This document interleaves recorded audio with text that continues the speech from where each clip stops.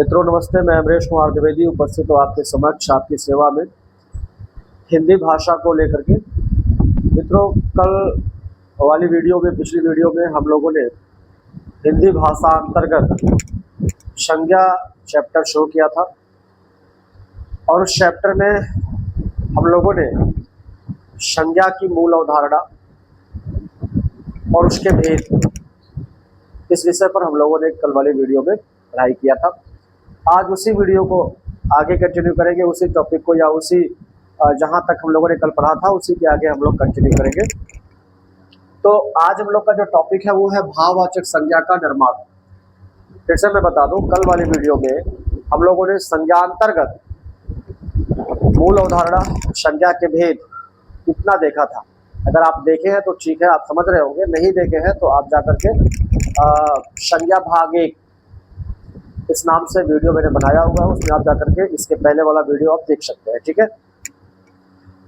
तो आज हम लोग उसी टॉपिक को आगे बढ़ाएंगे और देखेंगे कि भाववाचक संज्ञाओं का निर्माण कैसे होता है।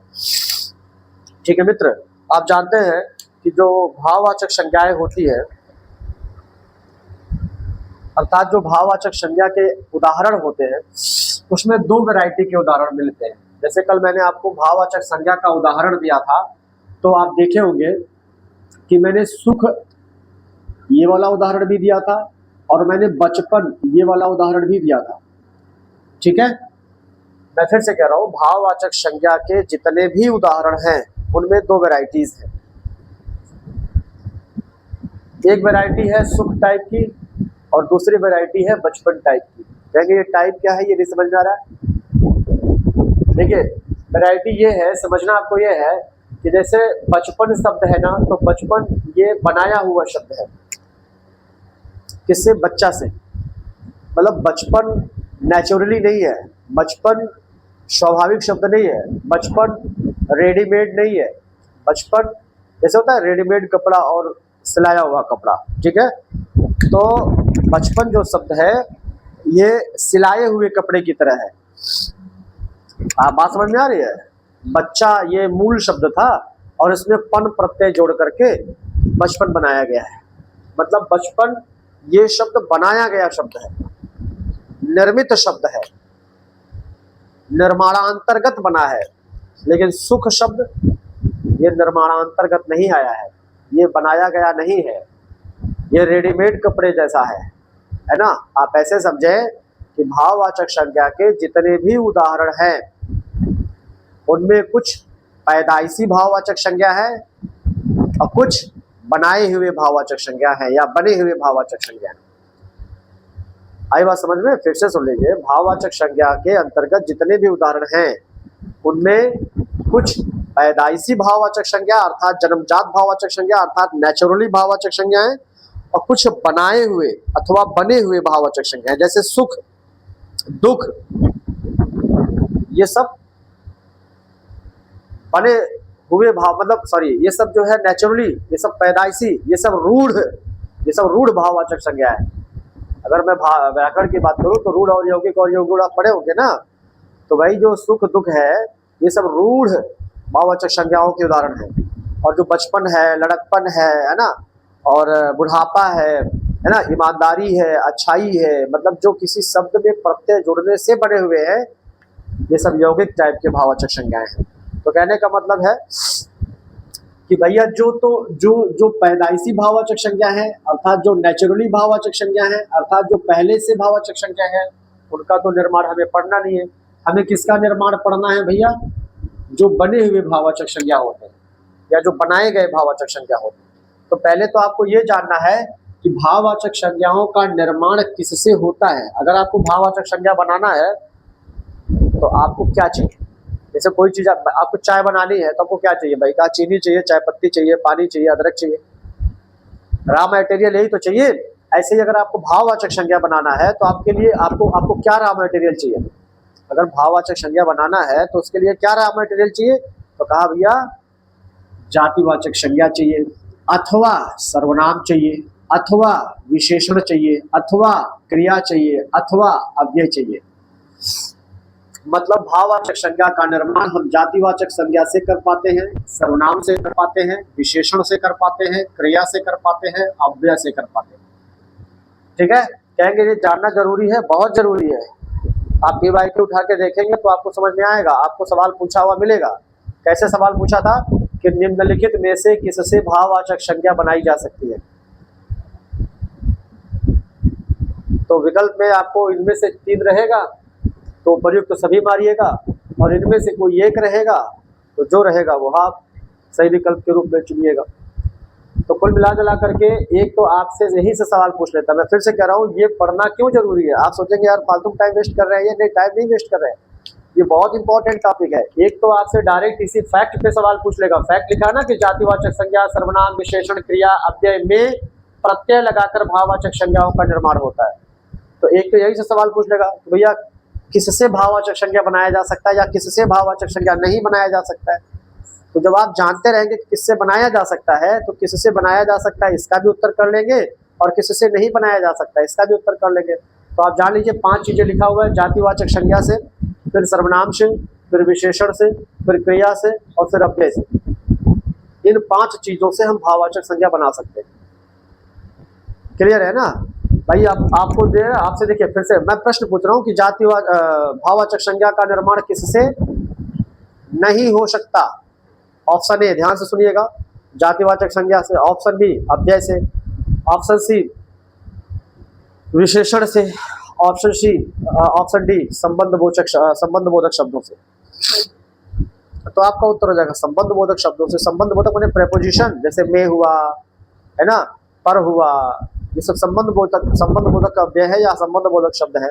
तो संबंधबोधक शब्दों से हम भाववाचक संज्ञा का निर्माण नहीं कर सकते, यहाँ पे लिखा भी नहीं है, तो आपका वो उत्तर हो जाएगा। तो कहने का मतलब है आप इन्हें जानते रहिए भाई साहब। तो जातिवाचक संज्ञा से भाववाचक संज्ञा बना सकते हैं, सर्वनाम से भाववाचक संज्ञा बना सकते हैं, विशेषण से बना सकते हैं, क्रिया से बना सकते हैं, अव्यय से बना सकते हैं। इन 5 चीजों को ध्यान रखिएगा। और कैसे बनाते हैं तो कहा भैया प्रत्यय जोड़कर। क्या? प्रत्यय जोड़कर।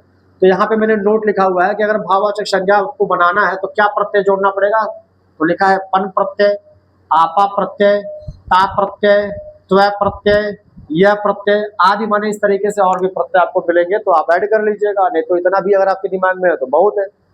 ठीक है, फिर से सुनिए। जातिवाचक संज्ञा या सर्वनाम या विशेषण या क्रिया या अव्यय, इनमें से किसी में आप पन प्रत्यय जोड़ देंगे या आपा प्रत्यय जोड़ देंगे या ता प्रत्यय जोड़ देंगे या त्व प्रत्यय जोड़ देंगे या यह प्रत्यय जोड़ देंगे तो फिर भाववाचक संज्ञा बन के तैयार हो जाएगा। ठीक है, जैसे यहाँ देखिए उदाहरण। अब चूंकि 5 चीजों से भाववाचक संज्ञा बनाना है तो बारी बारी से 5 पर मैं आपको उदाहरण करवा दूंगा। ठीक है, तो पहला उदाहरण देखिए लिखा हुआ है जातिवाचक संज्ञा से भाववाचक संज्ञा। तो 2 कॉलम बनाया हूं, एक तरफ जातिवाचक, दूसरी तरफ भाववाचक। जातिवाचक, भाववाचक कहेंगे इन्हें जानना जरूरी है। बिल्कुल। आपसे पूछता है कि बच्चा का भाववाचक क्या होगा, ऐसे सवाल पूछता है, या बूढ़ा का भाववाचक क्या होगा। तो अगर आप पढ़े हैं तो ठीक है भाई, पूछ लेगा बच्चा का भाववाचक क्या होगा। तो बच्चा का भाववाचक क्या होगा, तो विकल्प है बच्ची, बच्चों, बच्चे, बचपन। तो अगर आप पढ़े हैं तो बचपन कर लेंगे। ठीक है, तो आप इन्हें जरा एक बार सरसरी निगाह से देख लीजिए, आपको पता होगा पहले से तो ठीक है, नहीं पता है तो जरा सरसरी निगाह से देख लीजिए। तो बच्चा का भाववाचक पूछे तो बचपन, बूढ़ा का भाववाचक पूछे तो बुढ़ापा, लड़का का भाववाचक पूछे तो लड़कपन, मित्र का भाववाचक पूछे तो मित्रता, दास माने गुलाम होता है, नौकर जिसे बोलते हैं। तो दास का भाववाचक पूछे तो दासता भी होता है, दासत्व भी होता है। देखिए ता प्रत्यय लगा करके भी बनता है और त्व प्रत्यय लगा करके भी बनता है। ठीक है, अब ये ईश्वर शब्द ध्यान दीजिएगा, ये अगर पूछता है तो लोग बहुत गलतियां करेंगे। पूछेगा ईश्वर का भाववाचक क्या होगा, तो ईश्वर का भाववाचक क्या होगा, तो एक विकल्प दे देगा ईश्वरीय। क्या दे देगा? ईश्वरीय। सवाल है कि ईश्वर का भाववाचक क्या होगा, तो एक विकल्प दे देगा ईश्वरीय, फिर एक विकल्प दे देगा ऐश्वर्या, फिर एक विकल्प दे देगा ऐश्वर्य। ठीक, और एक विकल्प दे देगा इनमें से कोई नहीं, इनमें से कोई नहीं। तो ज्यादातर लोग ईश्वरीय वाला विकल्प चूज करते हैं। क्यों? क्योंकि ईश्वरीय शब्द ज्यादा सुनने को मिलता है व्यवहार जगत में, ईश्वरीय शब्द ज्यादा सुनने को मिलता है, तो उनको लगता है भाई यह ईश्वरीय सही है। ऐश्वर्या इसलिए नहीं करते, उनको लगता है भाई ऐश्वर्या किसी का नाम है तो ये व्यक्तिवाचक होगा। ऐश्वर्य पे उनका दिमाग जाता नहीं है, फाइनली वो ईश्वरीय वाला विकल्प टिक कर लेते हैं। तो ध्यान दीजिएगा, आपको मैं एक बात बता दूं, बाकी आगे जब विशेषण चैप्टर पढ़ाऊंगा तो वहां भी बताऊंगा। फिलहाल अभी सुन लीजिए कि जिस शब्द के लास्ट में ई प्रत्यय हो, जैसे ईश्वरीय के लास्ट में क्या है, ई है, तो जिस शब्द के लास्ट में ई प्रत्यय हो, दिख रहा है ना, ई दिख रहा है, तो जिस शब्द के लास्ट में ई प्रत्यय हो, एक बार मैं इसे मिटा दूं तब बताता हूं आपको। मिटाऊं इसे, इधर वाला मिटाता हूं, तब आपको अच्छे से समझा रहा हूं। वो वाला क्वेश्चन, वो वाला विकल्प मैं यहां देता हूं। सवाल है कि ईश्वर शब्द का भाववाचक होगा, ईश्वर शब्द का भाववाचक होगा, ऐसे ही क्वेश्चन पूछा जाता है। और अब विकल्प में क्या देगा, ईश्वरीय, फिर क्या दे देगा, ऐश्वर्या, और फिर क्या दे देगा, ऐश्वर्य, और फिर क्या दे देगा, इनमें से कोई नहीं।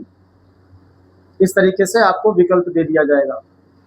तो मैं ये कह रहा हूं, जो लोग सही से नहीं पढ़े होते हैं, जो लोग बस आधी अधूरी पढ़ाई करके गए होते हैं, उनमें से ज्यादातर लोग ईश्वरीय वाला विकल्प चूज करते हैं।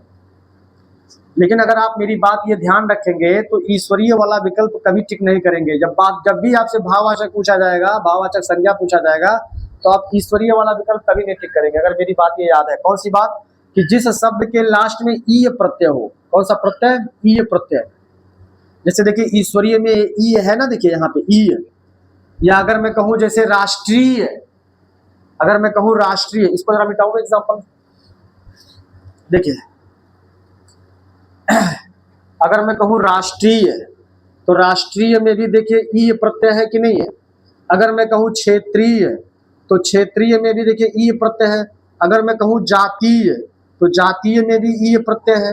अगर मैं कहूं नगरीय, तो नगरीय में भी ई प्रत्यय है ना।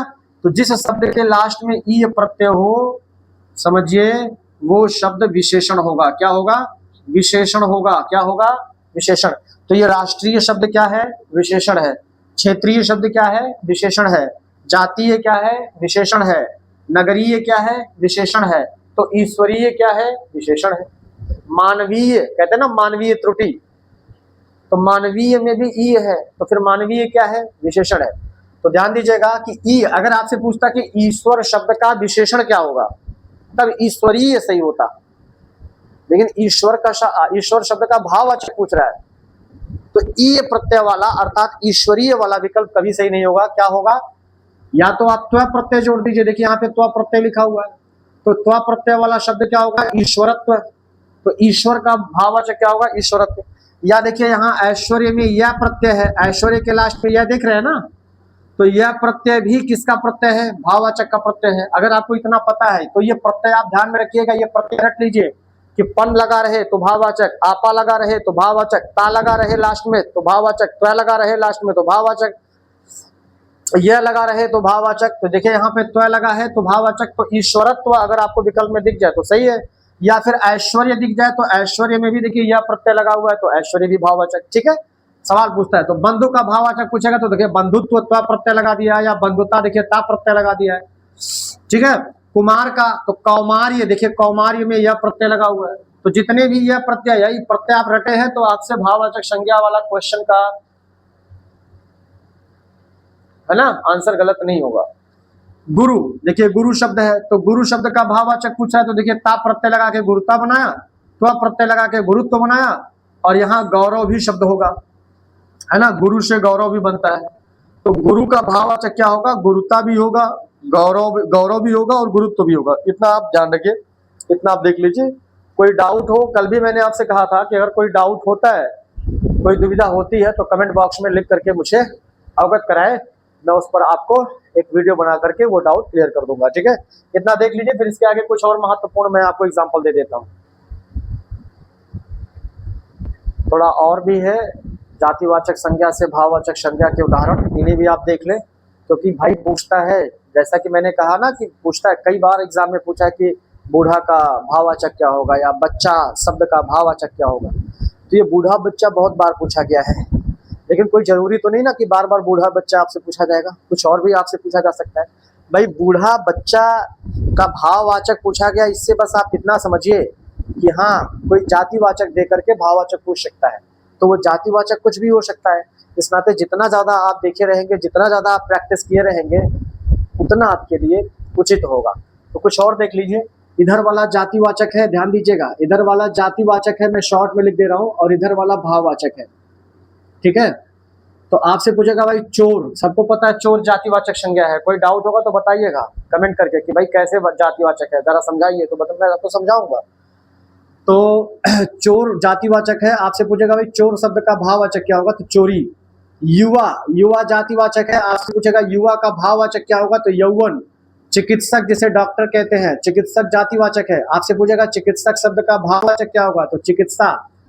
माता, ये जातिवाचक है, आपसे पूछेगा माता शब्द का भाववाचक क्या होगा, तो मातृत्व, क्या, मातृत्व।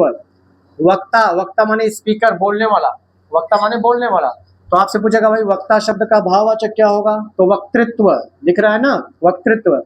सेवक, सेवक माने सेवा करने वाला, तो आपसे पूछेगा भाई सेवक शब्द का भाववाचक क्या बनेगा, तो सेवा, सेवक शब्द का भाववाचक क्या बनेगा, सेवा। ये देखिए राष्ट्र, आपसे पूछेगा राष्ट्र शब्द का भाववाचक क्या होगा, तो भाई इस पे आप सतर्क रहिएगा, आपसे पूछेगा, ऐसे प्रश्न दिया रहेगा कि राष्ट्र शब्द का भाववाचक होगा, ये मैं यहां लिख दे रहा हूं, ये ऐसे देखिए प्रश्न आपसे पूछेगा कि भाई राष्ट्र शब्द का भाववाचक संज्ञा होगा, ऐसे पूछेगा, राष्ट्र शब्द का भाववाचक संज्ञा होगा, तो पहला विकल्प राष्ट्रीय दे देगा। आप अपनी अंतरात्मा से पूछिएगा, यदि आपने इसे नहीं देखा है तो आप राष्ट्रीय मारते कि नहीं मारते, मारते, लेकिन अब नहीं मारेंगे, क्यों, क्योंकि अब आपको मैंने बता दिया है कि भाई साहब जिस शब्द के लास्ट में ई प्रत्यय हो वो विशेषण होता है, तो राष्ट्रीय के लास्ट में ई प्रत्यय है, इसका मतलब राष्ट्रीय, ये राष्ट्र शब्द का विशेषण है, न कि भाववाचक। तो फिर आपको एक ऑप्शन में राष्ट्रीयता दिखेगा, और अगर राष्ट्रीयता दिखेगा तो आप ता प्रत्यय देख करके भाववाचक सही विकल्प आप ये मार दीजिएगा, क्योंकि आपने पढ़ा है कि भाई ता प्रत्यय भाववाचक का प्रत्यय होता है, और भाववाचक पूछ रहा है ये प्रत्यय विशेषण का होता है। अगर आपसे पूछता है विशेषण तो राष्ट्रीय सही होता है, भाववाचक पूछ रहा है तो आपका राष्ट्रीयता हो जाएगा। ऐसे ही आपसे पूछे मानव, तो मानव का मानवता होगा, मानवीय शब्द भी रहेगा, क्या, मानवीय शब्द भी रहेगा। मानव शब्द का भाववाचक पूछेगा तो मानवीय शब्द भी रहेगा, लेकिन गलत है, क्यों, क्योंकि ये विशेषण है, और आपसे भाववाचक पूछ रहा है तो मानवता। मित्र का भाववाचक मित्रता भी सही है, मैत्री भी सही है। नेता का भाववाचक पूछे तो नेतृत्व सही है। इधर आ जाइए, पुरुष, पुरुष जातिवाचक संज्ञा है, आपसे पूछेगा पुरुष का भाववाचक क्या होगा, तो या तो पुरुषत्व, देखिए त्व प्रत्यय, या तो पौरुष। बाप, बाप जातिवाचक है, आपसे पूछेगा बाप शब्द का भाववाचक क्या बनेगा, तो बपौती। शिशु, शिशु आप जानते हैं, हाँ, जैसे इन्फेंट बोलते हैं, तो शिशु जातिवाचक है, आपसे पूछेगा शिशु का भाववाचक क्या होगा, तो शैशव और चाहे शिशुता। वत्स, वत्स माने जानते हैं, वत्स माने बछड़ा भी होता है, वत्स माने बच्चा भी होता है, तो आपसे पूछेगा कि भाई वत्स का भाववाचक क्या बनेगा, तो वात्सल्य। संस्कृति, संस्कृति का भाववाचक क्या बनेगा, तो संस्कार। प्रभु, प्रभु माने स्वामी होता है, प्रभु माने मालिक होता है, ठीक है, तो पूछेगा प्रभु का भाववाचक क्या होगा, तो प्रभुता भी सही है और प्रभुत्व भी सही है। तो आप देख पा रहे हैं मैंने जितने भी उदाहरण यहाँ पे लिए हैं, इनमें मैक्सिमम में भाववाचक बनाते समय या तो आपने ता प्रत्यय लास्ट में जुड़ा हुआ देखा, और या तो आपने त्वा प्रत्यय लास्ट में जुड़ा हुआ देखा, या तो फिर आपने पन प्रत्यय देखा, या तो आपने अप्रत्यय देखा। तो आप रटे रहिए कि भाई अगर भाववाचक पूछेगा किसी शब्द का तो हम चारों विकल्प में से उस विकल्प को चूज करेंगे या उस विकल्प को सही मानेंगे जिस विकल्प के शब्द के लास्ट में या तो आपा प्रत्यय, या तो पन प्रत्यय, या तो ता प्रत्यय, या तो ता प्रत्यय, या तो यह प्रत्यय लगाओ, वही आपका सही विकल्प होगा। ठीक, क्या बोर्ड पे लिखा हुआ जो भी है ये स्पष्ट हो रहा है? क्या मेरी स्पीड सही है या इससे स्लो स्टूडेंट बताएं आपको, या किसी भी प्रकार का कोई सुझाव यदि आप देना चाहते हैं, कोई कंप्लेन करना चाहते हैं, कुछ अच्छा बुरा बताना चाहते हैं, तो कमेंट बॉक्स में लिख करके जरूर बताया कीजिए, इससे मैं अपनी गलतियों को, अपनी कमियों को सुधार पाऊंगा। ठीक है, इतना आप देख लीजिए। ये तो था जितने भी उदाहरण मैंने दिए, ये सब के सब जातिवाचक से भाववाचक बनाने के उदाहरण थे। अब हम अगला उदाहरण लेंगे सर्वनाम से भाववाचक संज्ञा बनाने का उदाहरण।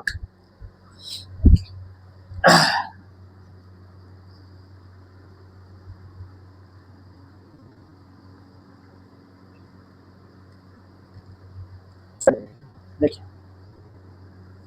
तो दूसरा है सर्वनाम से भाववाचक संज्ञा का निर्माण, है ना। अब आप सर्वनाम पढ़े होंगे तो ठीक है, नहीं पढ़े होंगे तो फिर संज्ञा के बाद सर्वनाम चैप्टर ही पढ़ाना है। फिलहाल यहाँ पे कुछ आप जो जरूरी है, जो महत्वपूर्ण उदाहरण हैं उन्हें आप देख ले। एक तरफ सर्वनाम और दूसरी तरफ भाववाचक संज्ञा। ठीक, देखिए आप सबको पता है मम सर्वनाम है। मम माने मेरा होता है, मम माने मेरा। आप कहेंगे सर ये तो संस्कृत का सर्वनाम है। अरे तो क्या हुआ, संस्कृत से ही तो हिंदी पैदा हुई है, तो संस्कृत की चीजें तो हिंदी में आपको मिलती है भाई। हिंदी भाषा में ही आप पुष्पगुच्छ शब्द प्रयोग करते हैं। क्या पुष्पगुच्छ, क्या पुष्पगुच्छ ये शब्द, पुष्पगुच्छ शब्द आप हिंदी में यूज करते हैं, है ना, कि फलाने नेता ने माननीय मुख्यमंत्री जी को पुष्पगुच्छ दे करके स्वागत किया या भेंट किया। तो जो आप पुष्पगुच्छ शब्द आप हिंदी भाषा में देखते हैं, उसमें जो पुष्प शब्द है, क्या ये हिंदी का है क्या? नहीं, ये संस्कृत का शब्द है। तो भाई हमारे हिंदी में संस्कृत के शब्द तो एकदम दूध पानी की तरह मिले हुए हैं। इस पर आप आपत्ति नहीं कर सकते कि सर संस्कृत का दे रहे हैं आप। तो आपसे पूछेगा कि मम शब्द का भाववाचक क्या होगा। ठीक, तो मम शब्द का भाववाचक पूछेगा तो ममता या फिर ममत्व, दोनों सही है। देखिए, मम शब्द में ता प्रत्यय जोड़ दिया तो ममता बन गया, और मम शब्द में त्व प्रत्यय जोड़ दिया तो ममत्व बन गया। और मैंने कहा कि ता प्रत्यय जोड़ करके भाववाचक बनाते हैं या त्व प्रत्यय जोड़ करके बनाते हैं, तो वही जोड़ करके बनाया गया है। तो फिलहाल आपसे पूछे कि मम शब्द का भाववाचक क्या होगा, तो ममता भी सही है और ममत्व भी सही है। इन दोनों में ध्यान दीजिएगा, ममता और ममत्व में है तो दोनों भाववाचक, लेकिन ये ममत्व शब्द आपका 100% भाववाचक है, और ममता शब्द में थोड़ा आपको सावधानी बरतनी है। कहेंगे क्या कहना चाह रहे हैं आप? देखिए मैं बता रहा हूँ भाई, अगर आपसे ये पूछता है, सवाल की प्रकृति देख करके आपको आंसर करने का मतलब करना होता है। भाई सवाल की प्रकृति देखिए, सवाल देखिए, फिर आप आंसर कीजिए। इसीलिए कहते हैं ना, आंसर देने के पहले शांत दिमाग से उसको देखिए। भाई आपसे पूछ रहा है मम का भाववाचक क्या होगा, तो मैंने विकल्प में अगर ममता दे दिया या ममत्व दे दिया तो दोनों सही है, या दोनों में से कोई एक दिया तो ठीक है। अब इसके अलावा मैं आपसे ये कह रहा हूँ कि ममत्व शब्द जो भाववाचक बनाया गया है, ये 100% प्योर भाववाचक है। मतलब ये हर कंडीशन में, चाहे जब सोते उठते बैठते जागते खाते पीते, जब भी आपसे कोई पूछे ममत्व क्या है, तो आपका उत्तर भाववाचक, क्योंकि इसके अलावा कोई दूसरा विकल्प ममत्व के लिए है ही नहीं। लेकिन ममता में आपको सावधान रहना है, क्योंकि ममता किसी लड़की का नाम भी होता है ना। और मैंने कहा किसी व्यक्ति का अगर नाम है, जैसे मेरा नाम है जो, तो वो व्यक्तिवाचक होगा, या किसी लड़की का या किसी लड़के का या किसी जानवर का या किसी का भी जो नाम होता है, ठीक है, वो नाम व्यक्तिवाचक होता है। जैसे जब राम आप पढ़े थे कि राम किसी व्यक्ति का नाम है, इस नाते व्यक्तिवाचक है ना, व्यक्तिवाचक संज्ञा है। आपने कृष्ण कहा तो कृष्ण भाई किसी व्यक्ति का नाम है तो व्यक्तिवाचक है। आपने राधा कहा तो भाई राधा किसी लड़की का नाम है तो व्यक्तिवाचक हो गया, है ना। आपने नरेंद्र दामोदर दास मोदी कहा तो ये किसी व्यक्ति का नाम है, इस नाते व्यक्तिवाचक हो गया। ऐसे ही ममता, ये किसी लड़की का नाम हो सकता है, इस नाते ममता व्यक्तिवाचक भी हो जाएगा। तो इसलिए आपसे जब पूछा जाए ममता, ऐसे देखिए प्रश्न अगर आपसे ये पूछता है कि मम का भाववाचक क्या होगा, तो वहां पे ममता आपका विकल्प दिया है तो ठीक है। लेकिन अगर आपसे ये पूछता है कि ममता शब्द में कौन सी संज्ञा है, सवाल ऐसे भी तो पूछे गए हैं परीक्षाओं में, तो आपसे पूछेगा भाई ममता शब्द में कौन सी संज्ञा है। अब आप पढ़ करके गए हैं भाववाचक, भाई मम से आप भाववाचक बनाए हैं ना, ममत्व या ममता, तो आप ममता को कहाँ पढ़ रहे हैं? भाववाचक में। अब आप रट के गए कि भाई ममता भाववाचक, ममता भाववाचक, ममता भाववाचक, ममता भाववाचक, और सवाल पूछा है ममता शब्द में कौन सी संज्ञा है, और आप भाववाचक विकल्प ढूंढ रहे हैं। किसी भी विकल्प में भाववाचक नहीं लिखा है, व्यक्तिवाचक लिखा है, और चौथा विकल्प इनमें से कोई नहीं दिया है, तो आप इनमें से कोई नहीं मत मार दीजिएगा। ममता शब्द किसी लड़की का नाम होने के नाते व्यक्तिवाचक भी होता है। तो ममता शब्द व्यक्तिवाचक भी हो सकता है, भाववाचक भी हो सकता है, लेकिन ममत्व शब्द आपका 100% प्योर ये भाववाचक है। ये छोटी छोटी बातें, छोटी छोटी सावधानियां, छोटी छोटी बारीकियां, ये मैं आपको बताते चलता हूँ। ऐसे ही एक शब्द है अहम। अहम माने क्या होता है भाई? मैं। अहम माने मैं। तो आपसे पूछेगा भाई अहम शब्द का भाववाचक क्या बनेगा, तो अहम शब्द का भाववाचक अहंकार बनेगा। ठीक, या अहंकार शब्द में कौन सी संज्ञा है, तो भाववाचक संज्ञा है। ऐसे सवाल पूछ लेगा। ऐसे ही देखिए अपना, अपना शब्द क्या है, सर्वनाम है ना, अपना क्या है, सर्वनाम, तो कहेगा अपना का भाववाचक क्या होगा, तो अपनापन, क्या होगा, अपनापन। अपना का भाववाचक क्या बनेगा, अपनापन या फिर अपनत्व, दोनों ठीक है ना। ऐसे ही एक शब्द है निज, निज माने भी अपना होता है, तो अगर अपना सर्वनाम है तो निज भी सर्वनाम है। तो आपसे पूछेगा भाई निज का भाववाचक क्या होगा, तो निजता। निज का भाववाचक क्या होगा भाई, निजता या निजत्व। निजी मत करिएगा, है ना।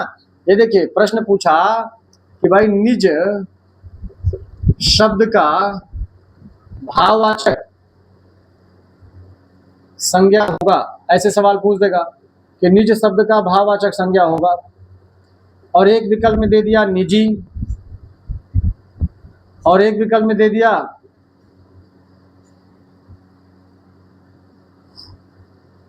निजी, एक विकल्प में दे दिया दोनों, एक विकल्प में दे दिया इनमें से कोई नहीं। अब आपने सोचा कि यार निज शब्द का तो भाववाचक निजता होता है अथवा निजत्व होता है, लेकिन विकल्प में दोनों नहीं दिया है, तो चलो निजी ही मार लेते हैं। ऐसा आप सोच सकते हैं। भाई निज का भाववाचक निजता हम याद किए थे, निजत्व याद किए थे, भाई निज का दो भाववाचक होता है, तो निजता है तो निजत्व, और दोनों विकल्प में नहीं दिया है। तो ऐसी परिस्थिति में चलो हम निजी से ही काम चला ले। काम नहीं चलता व्याकरण में, व्याकरण में जो है बस वही होना चाहिए, ठीक है। यहाँ काम नहीं चलता, यहाँ पे यथार्थता चलता है, ठीक है। तो ध्यान दीजिएगा निजी सही विकल्प नहीं होगा। क्यों? क्योंकि निजी ये विशेषण है। निजी क्या है जी, विशेषण। निजी क्या है, विशेषण है। अगर आपसे पूछता निज शब्द का विशेषण रूप क्या होगा, तब आपका निजी विकल्प सही था। तो निज शब्द का भाववाचक पूछ रहा है, तो यहाँ पे सही उत्तर क्या हो जाएगा, इनमें से कोई नहीं। कहने का मतलब है निज का भाववाचक निजी, ऐसा नहीं मानिएगा, निजी विशेषण है। निज क्या है, सर्वनाम, निजी क्या है, विशेषण, और निजता और निजत्व क्या है, संज्ञा। कौन सी संज्ञा, भाववाचक संज्ञा। क्लियर? चलिए इतना ठीक है। ऐसे ही मान लीजिए पराया है, भाई अपना है तो फिर पराया भी तो सर्वनाम है। तो आपसे पूछ लेगा भाई पराया का भाववाचक क्या होगा, तो परायापन ना, क्या हो जाएगा, परायापन।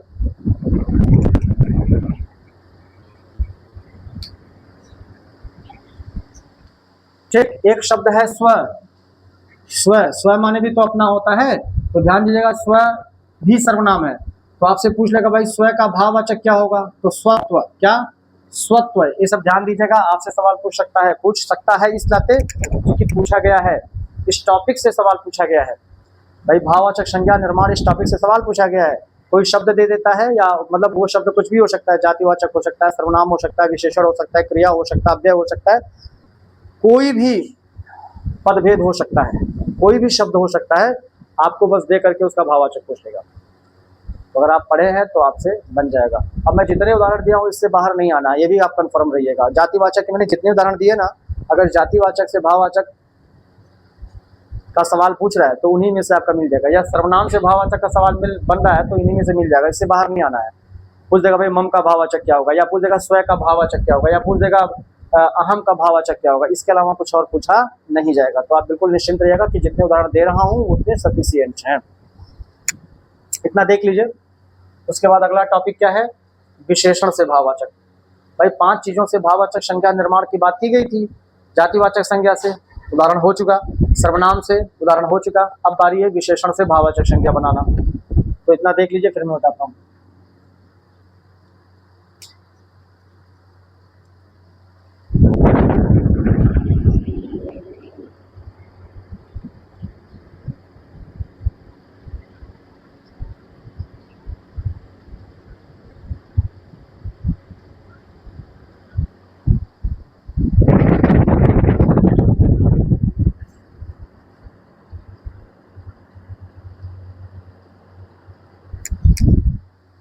चलिए बताता हूँ। अब अगला है आपका विशेषण से भाववाचक संज्ञा। नंबर 3 है विशेषण से भाववाचक संज्ञा। तो यहां भी दो कॉलम बना दिया जाए, एक तरफ विशेषण और दूसरी तरफ भाववाचक संज्ञा। ठीक। अब विशेषण अगर आप पहचानते हैं, विशेषण पहचानने के बाद विशेषण शब्दों को अगर आप पहचानते हैं कि हाँ ये विशेषण है, तब तो ठीक है, नहीं तो फिर आगे आपको विशेषण चैप्टर में पढ़ाया जाएगा। अभी यहाँ विशेषण नहीं ना बताएंगे आपको, क्योंकि अभी तो आप संज्ञा पढ़ रहे हैं। तो विशेषण बताने लगेंगे तो संज्ञा चैप्टर जो है आपका डिस्टर्ब हो जाएगा, इसमें अभी यहाँ नहीं, अभी यहाँ काम चलाइए। अगर आप जानते तब तो ठीक है, नहीं जानते तो अभी काम चलाइए। भाई काम क्या चलाना है? विशेषण का मतलब जो विशेषतावाची शब्द हो, जैसे सुंदर है, ये विशेषतावाची शब्द है, किसी की विशेषता के लिए सुंदर शब्द यूज करते हैं। जैसे अच्छा है तो किसी विशेषता के लिए यूज करते हैं। जैसे बुरा शब्द है तो किसी की विशेषता के लिए यूज करते हैं। जैसे काला शब्द है तो किसी की विशेषता के लिए यूज करते हैं। जैसे हरा शब्द है तो किसी की विशेषता के लिए यूज करते हैं, है ना। तो जो विशेषता के लिए यूज किया जाता है, जो विशेषता के लिए प्रयुक्त किया जाता है, जो विशेषता बताता है, वही विशेषण है। तो आपसे पूछेगा भाई सुंदर शब्द का भाववाचक क्या होगा, तो ध्यान दीजिएगा, ता प्रत्यय जोड़ दीजिए तो सुंदरता बन जाएगा। तो सुंदर का भाववाचक क्या हो जाएगा? सुंदरता। या यह प्रत्यय जोड़ देंगे तो सौंदर्य बन जाएगा। क्या बन जाएगा? सौंदर्य। तो पूछेगा भाई सुंदर शब्द का भाववाचक क्या होगा, तो सुंदरता भी सही है और सौंदर्य भी सही है। ऐसे ही अच्छा शब्द का भाववाचक पूछ दे तो अच्छाई, अच्छा शब्द का भाववाचक पूछ दे तो अच्छाई, बुरा शब्द का भाववाचक पूछ दे तो बुराई। ठीक। काला शब्द का भाववाचक क्या होगा, तो एक विकल्प में दे देगा काली, एक विकल्प में दे देगा काले, एक विकल्प में दे देगा कालिमा, एक विकल्प में दे देगा कालों, है ना। अब पेपर देने वाले अभ्यर्थी जो है, आओ देखे ना ताओ, कहेंगे बस करो काली सही है। भाई सवाल क्या पूछ रहा है कि काला शब्द का भाववाचक क्या होगा। अब जल्दी में वो काली वाला टिक कर दिया। अरे जब काला शब्द का स्त्रीलिंग पूछता तब तो हम काली विकल्प सही करते, नहीं गलत हो जाएगा यहाँ पे, क्योंकि भाववाचक पूछ रहे। अच्छा, अथवा काले टिक कर दिया। भाई काला का भाववाचक क्या, कहा काले। अरे काले तो हम तब मारते ना, काले वाला विकल्प हम तब सही मानते जब काला शब्द का बहुवचन पूछता। कुल मिला जुला करके आपको ध्यान रखना है, कालिमा होता है। क्या होता है? कालिमा। काला शब्द का भाववाचक क्या होगा? कालिमा। काला शब्द का भाववाचक क्या होगा? कालिमा। या फिर आप पन प्रत्यय जोड़ करके कालापन भी बना सकते हैं। तो काला शब्द का भाववाचक कालिमा भी सही है और कालापन भी सही है। हरा शब्द का भाववाचक पूछे तो हरियाली, क्या? हरियाली।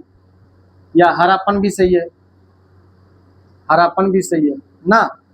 ऐसे लाल शब्द है, ये सब विशेषण है। जितने भी रंग होते हैं, जितने भी रंगवाची शब्द है, सबके सब विशेषण होते हैं। तो लाल भी विशेषण है। तो आपसे पूछेगा भाई लाल का भाववाचक क्या होगा, तो लालिमा।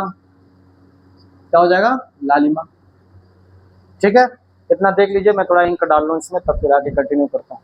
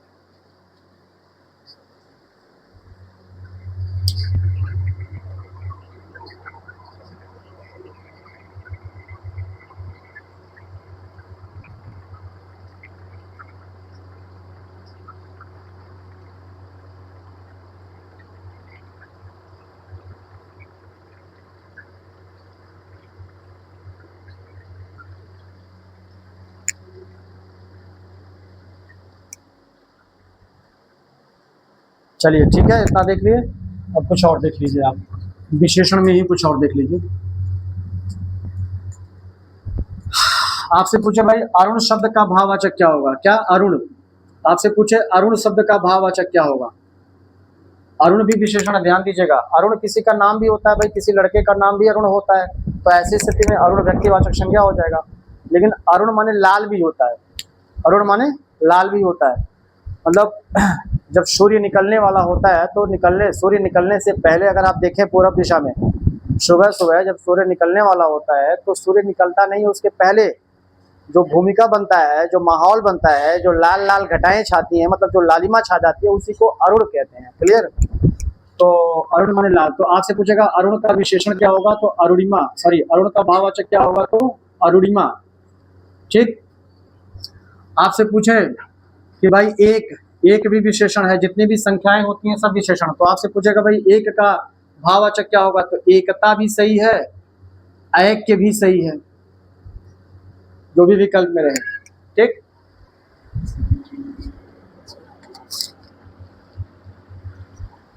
आपसे पूछे भाई वृद्ध, आपसे पूछे भाई वृद्ध का भाववाचक क्या होगा, तो वार्धक्य हो जाएगा। क्या हो जाएगा?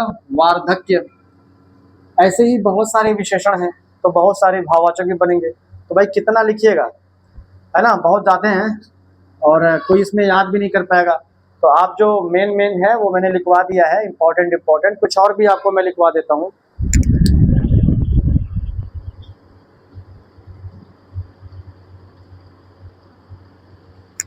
जैसे एक बार परीक्षा में आया था तपस्वी, एक बार आया था तपस्वी।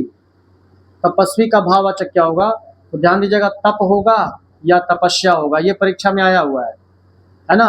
विधवा, विधवा समझते हैं, जिसका पति मर चुका हो या जिसके पति का देहांत हो चुका हो, तो विधवा का भाववाचक पूछेगा तो वैधव्य ना।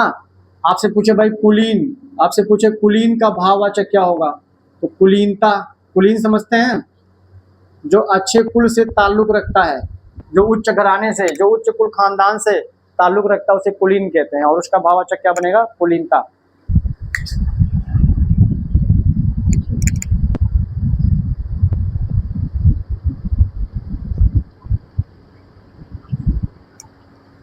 एक शब्द है सुहृदय। सुहृदय, सुहृदय समझते हैं, अच्छे दिल वाला, नेक दिल वाला। सु माने अच्छा और हृदय माने हृदय या दिल, तो अच्छे हृदय वाला माने अच्छे दिल वाला, माने नेक दिल वाला, तो वो विशेषण होता है। सुहृदय शब्द क्या है, विशेषण है। तो आपसे पूछेगा भाई सुहृदय का भाववाचक क्या होगा, तो सौहार्द होगा। क्या होगा, सौहार्द होगा ना। आपसे पूछे भाई स्वस्थ शब्द का भाववाचक क्या होगा, तो स्वास्थ्य हो जाएगा। अगर आप जानते हैं तो ठीक है, नहीं तो इन सब चीजों पर आप ध्यान दे लीजिएगा एक बार, ये सब सवाल आपसे परीक्षा में पूछे जाते हैं। ठीक। किसी और शब्द का यदि आपको भाववाचक जानना है, क्योंकि भाई कितना एग्जांपल आप मैं यहाँ पे आपको कराऊंगा, वीडियो बहुत लंबा हो जाएगा। तो अगर आपको किसी और शब्द का भाववाचक जानना है तो कृपया कमेंट में लिख करके मुझे अवगत कराएं, मैं उसका आपको भाववाचक अवश्य बताऊंगा। इसको मिटाता हूँ, देख लीजिए एक बार, तब मिटाऊं। चलिए ठीक। तो हम लोग क्या कर रहे हैं भाई, हम लोग भाववाचक संज्ञाओं का निर्माण कर रहे हैं कि भाई भाववाचक संज्ञाएं बनती कैसे। मैं फिर से कह रहा हूँ, भाववाचक संज्ञा के अंतर्गत, भाववाचक संज्ञा के अंतर्गत जितने भी शब्द हैं उनमें कुछ रेडीमेड है, मतलब नेचुरल, मतलब स्वाभाविक, मतलब प्राकृतिक, माने जन्मजात भाववाचक हैं। जैसे सुख हो गया, दुख हो गया इत्यादि, डर हो गया, ईर्ष्या हो गया, घृणा हो गया, ये सब क्या है, ये सब पैदाइशी भाववाचक है, ये सब बने बनाए भाववाचक है। लेकिन कुछ ऐसे हैं जो भाववाचक बनाए जाते हैं कोई प्रत्यय इत्यादि जोड़ करके। जैसे अभी तक जितना भी आपने उदाहरण देखा भाववाचक वाले कॉलम में, वो सब बनाए गए भाववाचक हैं। तो बनाए गए हैं तो फिर किससे बनाए गए हैं, तो कहा जातिवाचक से, सर्वनाम से, विशेषण से, क्रिया से। और कैसे बनाए गए हैं, तो कहा प्रत्यय जोड़ करके। कौन सा प्रत्यय जोड़ करके, तो कहा या तो आपा प्रत्यय जोड़ करके, या तो पन प्रत्यय जोड़ करके, या तो त्व प्रत्यय जोड़ करके, या तो ता प्रत्यय जोड़ करके, या तो यह प्रत्यय जोड़ करके। क्लियर। तो जातिवाचक संज्ञा का उदाहरण हो चुका, फिर सर्वनाम का हो गया, फिर विशेषण का हो गया, अब बारी है क्रिया की। तो अगला है नंबर 4, क्रिया से भाववाचक संज्ञा। अब आप क्रिया समझते हैं तो अच्छी बात है, नहीं तो क्रिया चैप्टर हम लोग डिटेल में पढ़ेंगे। अभी बस क्रिया के बारे में इतना जान लीजिए, क्रिया माने कार्य, क्रिया माने कार्य। जैसे आम बोलचाल की भाषा में हम काम कहते हैं, अरे हम फलाने काम से जा रहे हैं, तो जो काम है वही कार्य है, वही क्रिया है। या आप ऐसे समझिए कि जिस शब्द के लास्ट में ना प्रत्यय लगा रहे, क्या, जिस शब्द के अंत में ना प्रत्यय लगा रहे वो शब्द क्या होता है भैया? क्रिया होता है। वो शब्द क्या होता है? क्रिया। जैसे आपसे कहा जाए पढ़ना, तो देखिए पढ़ना के लास्ट में ना है तो इसका मतलब पढ़ना क्रिया है। आपसे कहा भैया आना, आना के लास्ट में ना है तो आना क्रिया हो गया। जाना, जाना ना है तो जितनी भी क्रियाएं हैं सबके लास्ट में ना होता है मूलतः। तो क्रियाओं से हम लोग भाववाचक संज्ञा बनाने जा रहे हैं। तो एक तरफ क्रिया और दूसरी तरफ भाववाचक संज्ञा। ठीक है। अब आपसे अगर पूछा जाए पढ़ना, भाई पढ़ना क्रिया है ना, तो आपसे पूछेगा भाई पढ़ना का भाववाचक क्या होगा? तो पढ़ाई, ध्यान दीजिएगा। इसी तरीके से आपसे पूछे भाई लिखना का भाववाचक क्या होगा? तो लिखना का लिखाई भी होता है और लिखावट भी होता है। ठीक है, लिखावट। भाई अगर किसी ने आपसे कहा कि लिखना शब्द का भाववाचक क्या, मतलब परीक्षा में भी आपसे पूछ लिया गया कि लिखना शब्द का भाववाचक क्या होगा, तो जानते रहिए लिखाई भी सही है, लिखावट भी सही है। विकल्प पे निर्भर करता है कि विकल्प में आपको क्या मिलता है। कहेंगे अगर दोनों मिल गया तो अगर दोनों मान लीजिए एक ऑप्शन में दे दिया लिखाई, बी ऑप्शन में दे दिया लिखावट, तो उनको सी ऑप्शन देना पड़ेगा। ए और बी दोनों सही है, तो ऐसी स्थिति में आपका सी वाला विकल्प सही हो जाएगा। या कभी कभी कोई वाक्य लिख करके दे देता है, जैसे कह दिया कि भाई इसको मिटाऊं, कभी कभी कोई वाक्य लिख करके दे देता है। जैसे मान लीजिए आपसे कह दिया कि रमेश की लिखावट सुंदर है। अब पूछ लेगा इस वाक्य के रेखांकित में कौन सी संज्ञा है? तो अगर आपको पता है कि आवट जिसके लास्ट में होता है वो भाववाचक होता है, तो आप भाववाचक सही उत्तर बता ले जाएंगे। ठीक है, यही तो सवाल है ना कि रमेश की लिखावट सुंदर है, इस वाक्य में रेखांकित में कौन सी संज्ञा है? अब विकल्प में रहेगा जातिवाचक, व्यक्तिवाचक, भाववाचक, समूहवाचक।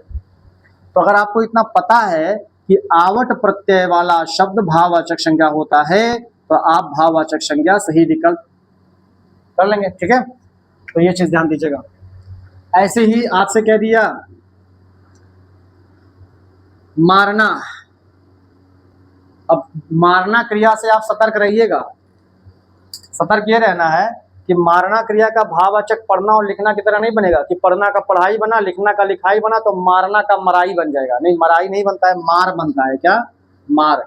ये थोड़ा अलग है, इसी नाते ये इंपॉर्टेंट भी है। ठीक है, ये परीक्षा में पूछा भी जा चुका है कि मारना क्रिया का भाववाचक क्या होगा? मार। ऐसे ही हंसना क्रिया है ना, हंसना, तो हंसना का भाववाचक पूछेगा तो हंसी। क्या? हंसी। सजाना क्रिया है, सजाना समझते हैं ना, डेकोरेट करना, तो कहेगा भाई सजाना का भाववाचक क्या होगा? तो सजावट होगा। क्या होगा? सजावट होगा। ऐसे ही आपसे पूछ दिया भाई चढ़ना। चढ़ना समझते हैं? क्लाइंब जिसे इंग्लिश में बोलते हैं, CLIMB, क्लाइंब। जैसे पहाड़ पर चढ़ते हैं, पेड़ पर चढ़ते हैं, तो वो चढ़ना क्रिया का भाववाचक क्या होगा? तो लड़के सोचने लगते हैं कि जैसे पढ़नक पढ़ाई, लिखनक लिखाई, वैसे चढ़नक चढ़ाई। तो गलत है क्या? नहीं, गलत नहीं है, सही है। चढ़ना का चढ़ाई तो होगा ही, लेकिन विकल्प में चढ़ाई देता नहीं है ना। जो देता है आपको वो भी जानना है। क्या? चढ़ान। क्या? चढ़ान। तो ध्यान दीजिएगा, चढ़ना का भाववाचक चढ़ाई भी होता है और चढ़ान भी होता है ना। कह दिया है भाई कि फलाने पहाड़ी की चढ़ान बड़ी कठिन थी, तो इस वाक्य में चढ़ान शब्द में कौन सी संज्ञा है? भाववाचक।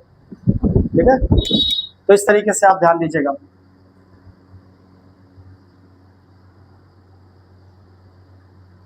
या आपसे कह दिया उड़ना। उड़ना क्रिया का भाववाचक क्या होगा? तो उड़ान बनेगा। क्या बनेगा? उड़ान बनेगा। इस तरीके से जो महत्वपूर्ण है उन्हें आपको देख लेने की जरूरत है। आपसे पूछा जाए भाई दौड़ना क्रिया का भाववाचक क्या होगा? तो आप ध्यान दीजिएगा, दौड़ना क्रिया का भाववाचक पूछे तो दौड़। खेलना क्रिया का भाववाचक पूछे, खेलना, कहेगा भाई खेलना क्रिया का भाववाचक क्या होगा? तो खेलना क्रिया का भाववाचक खेल होगा ना। इस तरीके से आप ध्यान दीजिएगा, जो इंपॉर्टेंट क्रियाएं हैं उनका भाववाचक आप बना लीजिएगा। जैसे आपसे कह दिया पूजना। पूजना समझते हैं ना? पूजना, जैसे आप किसी चीज को पूजते हैं, किसी देवी देवता को आप पूजते हैं, तो वही वाला पूजना है। तो कहेगा भाई पूजना क्रिया का भाववाचक क्या होगा? तो पूजा होगा। इसका मतलब पूजा शब्द भाववाचक है, ये ध्यान रखिएगा। लेकिन लड़की का नाम होने के नाते व्यक्तिवाचक भी हो जाएगा। जैसे ममता वाला कॉन्सेप्ट लगेगा भाई ममता भाववाचक भी था और ममता किसी लड़की का नाम होने के नाते व्यक्तिवाचक भी था। ऐसे पूजा भाववाचक भी है और पूजा किसी लड़की का नाम होने के नाते व्यक्तिवाचक भी है। तो आप पूजा शब्द से सतर्क रहिएगा। चेक कर लेंगे। ऐसे ही मान लीजिए बोलना क्रिया है, कह दिया भाई बोलना क्रिया का भाववाचक क्या हुआ, तो बोलना क्रिया का भाववाचक ये बड़ा खतरनाक है, सावधान रहिएगा। पूछेगा बोलना क्रिया का भाववाचक क्या होगा, तो बोली, विकल्प में बोली भी रहेगा और विकल्प में बोल भी रहेगा। तो आपका सही विकल्प क्या होगा, बोल।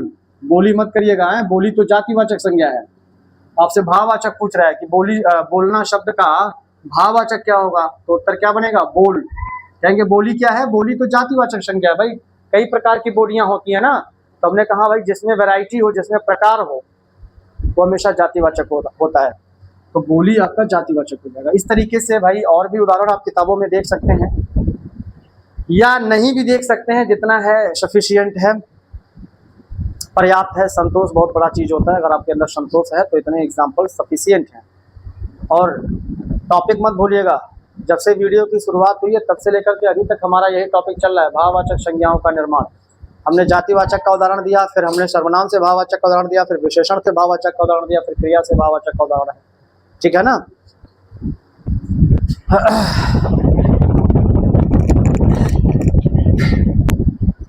अच्छा, एक शब्द है जीना, है ना। जीना समझते हैं ना, क्योंकि जीना इसी का नाम है।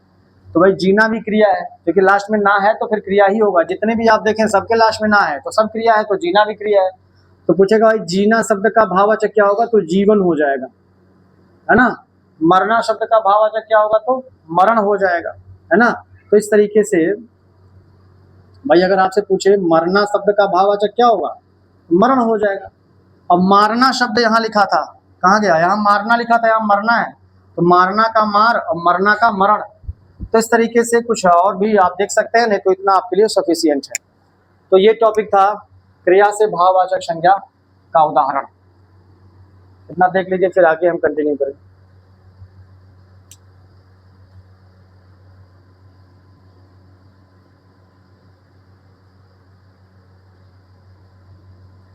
चलिए, अब एक अंतिम है अव्यय से भाववाचक संज्ञा का उदाहरण।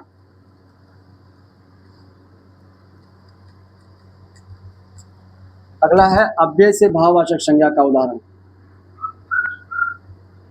अव्यय से भाववाचक संज्ञा का उदाहरण। ठीक है, अब आप अव्यय पहले जान लीजिए, बाकी हम लोग अव्यय डिटेल में पढ़ेंगे।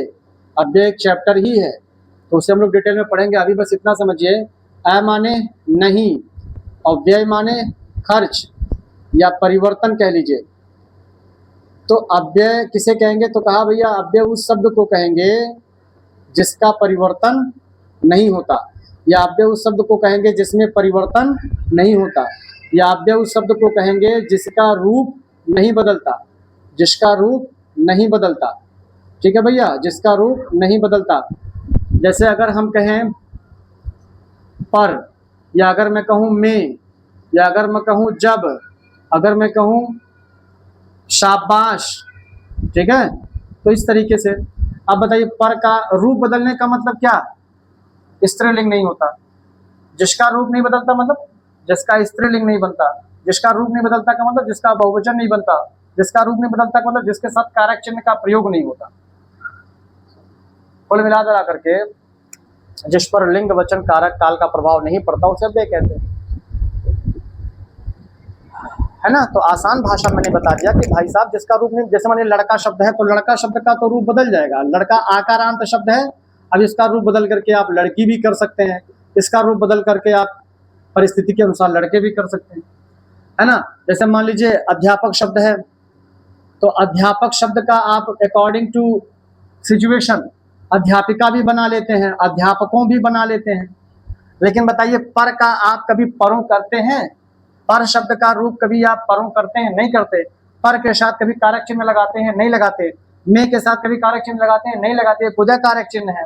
जब के साथ कभी कुल मिला दिला करके जिसका आप स्त्रीलिंग नहीं बना सकते, जिसका आप बहुवचन नहीं बना सकते, जिसके साथ आप कारक चिन्ह नहीं लगा सकते वो सारे अव्यय हैं। अथवा जितने भी कारक चिन्ह हैं जैसे कर्ता का ने, कर्म का को, करण से, ये सारे पहले से ही अव्यय है। इसके अलावा और भी शब्द जिनका रूप नहीं बदलता वो अव्यय होते हैं। फिलहाल अव्यय और डिटेल में हम लोग पढ़ेंगे, आप परेशान मत होइए। अभी यहाँ देखिए 2 कॉलम यहाँ भी बना देते हैं, एक तरफ अव्यय का और दूसरी तरफ भाववाचक संज्ञा का। गर्मी बहुत तेज है ना, इस नाते व्याकुलता थोड़ी ज़्यादा है। फिर भी मैं पूरी कोशिश कर रहा हूँ कि आपको अधिक से अधिक चीज़ें यहाँ पे उपलब्ध करा पाऊँ, अधिक से अधिक चीज़ें मैं आपको दे पाऊँ, ठीक है। फिर भी यदि आपको कुछ लगता है कि कुछ बाकी है, कुछ शेष है, कुछ और जानना है तो कमेंट करके बताइएगा, मैं आपको वो भी उपलब्ध करा दूंगा, वो भी मैं आपको समझा दूंगा। चलिए, इसमें जो महत्वपूर्ण मैं आपको बता देता हूँ। जैसे एक शब्द है निकट, भाई निकट अव्यय है, क्यों? चूंकि निकट का स्त्रीलिंग निकटी, कभी सुने? नहीं। निकट का बहुवचन कभी निकटों सुने? नहीं, ठीक है। तो जिसका स्त्रीलिंग नहीं होता, जिसका बहुवचन नहीं होता, वो क्या है? अव्यय। तो निकट अव्यय है, ये सिद्ध हो गया। अब आपसे ये नहीं सिद्ध कराएगा कि निकट अव्यय है सिद्ध, तो मैं आपको समझा रहा हूँ। आपसे क्या पूछेगा? आपसे पूछेगा भाई निकट का भाववाचक क्या होगा, तो या तो आप ता प्रत्यय लगा दीजिए तो निकटता बन जाएगा, और या तो आप ध्यान दीजिएगा नैकट्य होगा। क्या होगा? नैकट्य। क्या होगा? नैकट्य। अब इसमें लोग बहुत गलतियां करते हैं, मैंने अपने अनुभव में जो देखा है वो मानसिकता जरा सुनिएगा। सवाल पूछता है कि निकट शब्द का भाववाचक संज्ञा होगा, ऐसे सवाल पूछता है। अब पहला ऑप्शन दे देता है निकटतम। क्या दे देता है? निकटतम। फिर दे देता है निकटता, ठीक। और फिर दे देगा निकटस्थ। क्या दे देगा? निकटस्थ। और फिर दे देगा उपर्युक्त सभी। अब जो लोग भाई सही से पढ़े हैं, मैं बात पढ़ने वालों की नहीं करता, जो पढ़ने वाले हैं, जो सिंसियर हैं, जो मेहनती हैं, जो हार्ड वर्किंग है, वो तो भाई हमेशा सही उत्तर। लेकिन ज़्यादातर लोग क्या करते हैं कि भाई निकट का भाववाचक पूछ रहा है तो निकटतम में भी निकट है, निकटता में भी निकट है और निकटस्थ में भी निकट है। इसका मतलब ये उनको लगता है कि तीनों निकट से बना है। बात तो सही है कि तीनों निकट से बना है। आपसे ये थोड़ी पूछा जा रहा है कि भाई कौन निकट से बना है या कौन निकट से नहीं बना है। आपसे ये पूछ रहा है निकट का भाववाचक क्या होगा। तो भले तीनों में निकट है, भले तीनों निकट से बना है, लेकिन एक बात याद रखिएगा, ये जो तम प्रत्यय होता है ना, तम प्रत्यय, ये तम प्रत्यय या तो विशेषण का प्रत्यय होता है और या तो क्रिया विशेषण का प्रत्यय होता है। इसको जरा ध्यान रखिएगा। ये सब बातें कहीं किताब उताब में नहीं मिलेगा आपको, और ना तो किसी यूट्यूब चैनल पर बताया जाएगा आपको। इसलिए मैं कहता हूँ ना कि मेरा वीडियो आप देखना शुरू अगर किए, अच्छी बात है, लास्ट तक देखिएगा। लास्ट तक मतलब जब तक आपका पूरा हिंदी खत्म नहीं हो जाता तब तक देखिएगा। मैं गारंटी कल भी लिया था, आज भी कह रहा हूँ कि कोई भी एग्जाम में अगर आप अपीयर होते हैं, चाहे वो आरओ ही क्यों ना हो, पीसीएस लेवल का ही क्यों ना हो, ग्रामर में आपको दिक्कत नहीं आएगी, इतना मैं आश्वस्त करता हूँ आपको। ग्रामर में दिक्कत नहीं आएगी आपको। बाकी छोटे मोटे जो एग्जाम्स हैं उनकी तो बात ही छोड़िए। तो बस एक ही काम करिएगा, वीडियो मेरी रोज देखिए, और रोज का मतलब ये है कि हर टॉपिक का आप वीडियो देखिएगा। ये नहीं कि आप एक टॉपिक देखे फिर एक टॉपिक आप छोड़ दिए, तो फिर वो कॉन्सेप्ट नहीं डेवलप हो पाता है। भाई देखिए, साक्षात प्रमाण है भाई, तम प्रत्यय वाला शब्द विशेषण होता है, क्रिया विशेषण कहाँ लिखा है? किसी किताब में लिखा हो तो बताइएगा, या किसी यूट्यूब पर आप पढ़े होंगे तो भी मुझे बता दिएगा कमेंट करके कि हाँ फलानी यूट्यूब पर है। तो इस नाते मैं कहता हूँ कि भाई साहब आपके फायदे के लिए, आपके हित के लिए कहता हूँ कि प्लीज देखा करिए आप, ठीक है। तो तम प्रत्यय जिसमें लगा होगा वो शब्द हमेशा क्या होगा? विशेषण या क्रिया विशेषण। और आपसे क्या पूछ रहा है? भाववाचक संज्ञा। तो ये तम प्रत्यय वाला तो आपका सही होगा नहीं। और एक बात और जान लीजिएगा कि स्थ प्रत्यय जिसमें लगा है, स्थ, जैसे निकटस्थ हो गया, समीपस्थ हो गया, दूरस्थ हो गया। दूरस्थ शिक्षा सुनते हैं अक्सर आप, तो जिस शब्द के लास्ट में स्थ प्रत्यय लगाओ, आधा स और थ, वो शब्द भी क्रिया विशेषण होता है। क्या होता है? क्रिया विशेषण होता है। वो क्या होता है भाई? क्रिया विशेषण होता है। अगर आपको ये सब बेसिक जानकारियां हैं, ठीक है, तो इस प्रश्न का ये वाला विकल्प आप कभी नहीं चूज करेंगे, ये वाला विकल्प आप कभी नहीं चूज करेंगे, क्योंकि ये जो निकटस्थ शब्द है ये क्रिया विशेषण है। और आपसे पूछ क्या रहा है? भाववाचक संज्ञा। और भाववाचक संज्ञा में खाली ता प्रत्यय जुड़ता है, तो आपका बी वाला विकल्प सही हो जाएगा। आई बात समझ में ना? तो हाँ, ये सब चीजें ध्यान रखिएगा। इसको मैं मिटा रहा हूं। चलिए, तो निकट का अगर आपसे भाववाचक पूछा जाए तो या तो निकटता सही है या तो नैकट्य सही है। ऐसे ही अगर आपसे समीप का भाववाचक पूछा जाए तो या तो समीपता सही है ता प्रत्यय जोड़ करके, और या तो सामीप्य सही है या प्रत्यय जोड़ करके। जैसे यहाँ पे या प्रत्यय जोड़ के नैकट्य बनाया, वैसे ही यहाँ या प्रत्यय जोड़ के सामीप्य बनाएंगे। लेकिन आप बताइए, समीप का भाववाचक पूछेगा तो अब आप बताइए समीपतम वाला विकल्प टिक करेंगे? नहीं। आप समीपस्थ वाला विकल्प टिक करेंगे? नहीं, क्योंकि दोनों क्रिया विशेषण है और आपसे भाववाचक पूछ रहा है। अच्छा, ऐसे ही दूर का भाववाचक पूछे कि भाई दूर का भाववाचक क्या होगा, है ना?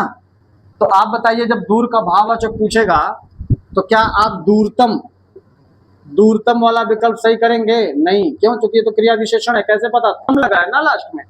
या आप दूरस्थ वाला विकल्प सही करेंगे? नहीं। क्यों? क्योंकि स्थ लगा है और स्थ माने वो भाववाचक संज्ञा, सॉरी, क्रिया विशेषण हो जाता है।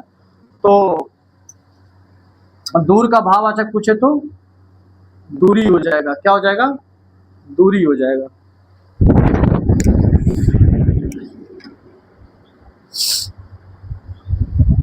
ठीक है। अब देखिए, आपसे कहे भाई वाह वाह, ये ध्यान दीजिएगा, वाह वाह शब्द का अगर आपसे, अच्छा वाह वाह अव्यय है, सहमत है ना इस बात से? वाह वाह शब्द अव्यय है, आप इस बात से सहमत हैं? हाँ बिल्कुल। क्यों? क्योंकि वाह वाह का स्त्रीलिंग होता है? नहीं होता। वाह वाह का बहुवचन बनता है? नहीं बनता। वाह वाह के साथ कोई कारक चिन्ह का प्रयोग होता है? वाह वाह ने, अथवा वाह वाह को, अथवा वाह वाह से, कभी ऐसा सुना आपने? नहीं। तो इसका मतलब ये अव्यय, क्योंकि जिसका लिंग न बदले, जिसका वचन न बदले, इसके साथ कारक चिन्ह का प्रयोग ना हो सके, वो शब्द अव्यय होता है। ध्यान दीजिएगा। तो वाह वाह अव्यय है। आपसे सवाल पूछेगा वाह वाह का भाववाचक क्या होगा, तो वाह वाही होगा। क्या होगा? वाह वाही। ऐसे ही आपसे पूछे भाई शाबाश शब्द का भाववाचक क्या होगा, तो शाबाश शब्द का भाववाचक हो जाएगा शाबाशी। ठीक। ऐसे ही एक शब्द और इंपॉर्टेंट है, परस्पर। आपसे पूछेगा भैया परस्पर का भाववाचक क्या होगा, तो पारस्पर्य। क्या? पारस्पर्य। परस्पर का भाववाचक क्या हो जाएगा? पारस्पर्य। देख लीजिए इतना।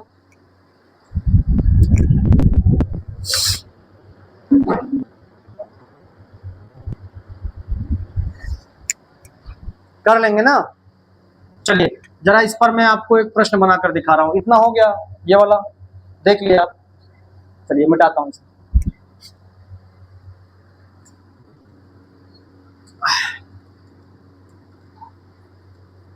परस्पर पर मैं एक प्रश्न बनाता हूं। आपसे सवाल पूछेगा परीक्षा में कि परस्पर शब्द का भाववाचक संज्ञा होगा। ऐसे सवाल पूछेगा कि परस्पर शब्द का भाववाचक संज्ञा होगा।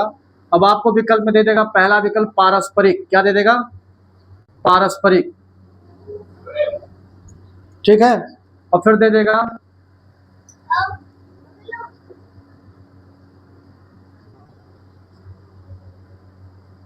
पारस्परिक। ऐसे फंसाने के लिए कुछ भी उल्टा पलटा। और फिर दे देगा पारस्पर्य, और फिर दे देगा परस्पर्य। तो अगर आप सही से अध्ययन नहीं किए हैं, सही से पढ़ाई नहीं किए हैं, तो आप फंस जाएंगे। और आप देखिए ए वाला और बी वाला विकल्प तो पहले ही देखते ही आप गलत मान लेंगे। अगर आपको मेरी ये बात पता है। कौन सी बात? कि जिस शब्द के लास्ट में या अगर किसी शब्द के अंत में इक प्रत्यय है, क्या है? इक, तो वो शब्द विशेषण होता है। क्या होता है भैया? विशेषण। अगर किसी शब्द के अंत में इक प्रत्यय है तो वो शब्द विशेषण होता है। जैसे कह दिया जाए धार्मिक, तो धार्मिक में इक है तो इसका मतलब धार्मिक शब्द विशेषण है। आपसे कह दिया जाए भैया आर्थिक, तो आर्थिक में इक प्रत्यय है, इस नाते आर्थिक शब्द विशेषण है। आपसे कह दिया जाए भैया राजनैतिक, तो राजनैतिक शब्द में भी इक प्रत्यय है, इस नाते राजनैतिक भी विशेषण है। इस तरीके से आपसे कहा जाए साहित्यिक, विशेषण हो गया। तो जिन शब्दों के लास्ट में एक प्रत्यय हो उन शब्दों को हम विशेषण कहते हैं, ऐसा आप जानिए। तो अगर ऐसा आप जानते रहेंगे तो कम से कम परस्पर का भाववाचक संज्ञा पूछा जाने पर आप पारस्परिक या पारस्परिक वाला विकल्प तो नहीं टिक करेंगे। अब आप ध्यान देंगे सी और डी में या तो पारस्पर्य होगा या तो परस्पर्य होगा। ठीक है, तो आपका सही विकल्प पारस्पर्य होगा। क्यों? क्योंकि जब यह प्रत्यय लगाते हैं किसी शब्द में, जैसे परस्पर में जब हम यह प्रत्यय लगाएंगे ना, परस्पर में जब हम यह प्रत्यय लगाएंगे तो जो शब्द का पहला अक्षर होता है ना, उस पर जैसे मान लीजिए स्वर, भाई फिर से सुनिए, अगर किसी शब्द में हम यह प्रत्यय जोड़ रहे हैं तो उस शब्द का जो पहला अक्षर होता है उसमें जो स्वर होता है वो दीर्घ हो जाता है, ये नियम है। तो ये जो अ है, प में आ है, ये आ हो जाएगा तो पा हो जाएगा, पारस, पारस्पर। अच्छा, ये बात यह के लिए भी है, ये बात ई के लिए भी है, तो ये पारस्पर्य वाला सही हो जाएगा। अथवा अगर ये सब बातें अगर आप नहीं जानना चाहते हैं तो भाई सीधे रट लीजिएगा, पारस्पर्य होगा, परस्पर्य नहीं होगा। फिलहाल परस्पर का भाववाचक संज्ञा क्या होगा, इस प्रश्न को देखते ही आप ये दोनों विकल्प को पहले ही कैंसिल कर देंगे यदि आपको ये बात पता है तो। जब ये दोनों कैंसिल कर देंगे तो फिर इन दोनों में आपको उत्तर तक पहुंचना आसान हो जाएगा, क्योंकि ज्यादा विकल्प में आपको ज्यादा कंफ्यूजन, कम विकल्प में कम कंफ्यूजन होता है। तो कुल मिला करके भाई साहब हम लोगों ने भाववाचक संज्ञा का निर्माण किया। तो भाववाचक संज्ञा का निर्माण किन किन चीजों से किया, या किन किन पदों से किया, या किन किन पदभेदों से किया।